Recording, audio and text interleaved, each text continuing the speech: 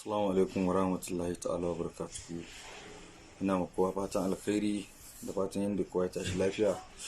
Allah samu lafiya, amin. Na yi postin ɗin hoto na awar da YouTube suka turo min daga America. Na cika subscribers 100,000. Kaga mutane suna ta mun fatan alkhairi.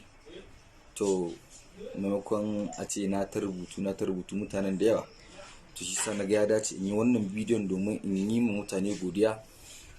Duk wanda ya mun fatan alkhairi da duk wanda kuma ya mun congratulations, ubangiji Allah ya saka muku da alheri.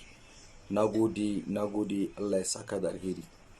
Sannan yanzu kofar ma buɗe take, duk inda aka ga mun yi kuskure a kokarin samun mu ta waya ko a zo office mu a gaya mana inda muka kuskure mu gyara.